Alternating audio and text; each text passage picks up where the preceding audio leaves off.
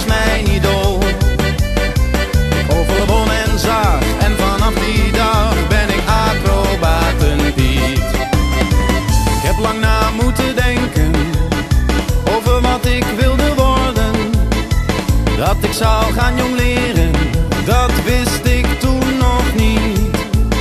Ik wilde heel veel bereiken en was vaak aan het sporten. Maar het heeft lang geduurd voor ik was zoals je mij nu ziet. Ik ben de acrobaten Piet, dit is mijn acrobatenlied.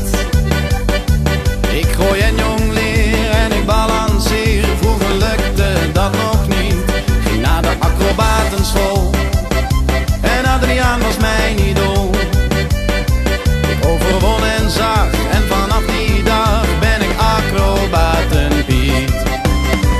Ik was altijd al de sterkste, kon heel goed balanceren.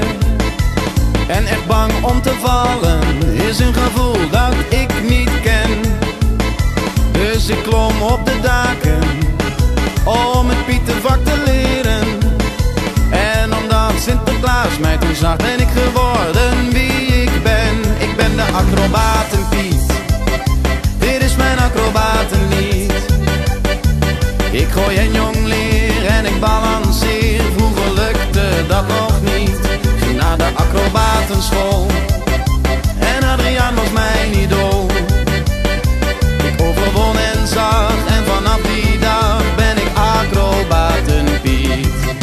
Dus als je op de daken een Piet met wat wintercadeautjes ziet, wees dan maar gerust mijn kind, dat ben ik je grote vriend. Ik ben de acrobaten Piet, dit is mijn acrobatenlied. Ik gooi en jongleer en ik balanceer, vroeger lukte dat nog niet. Ging naar de acrobatenschool en Adriaan was mijn idool.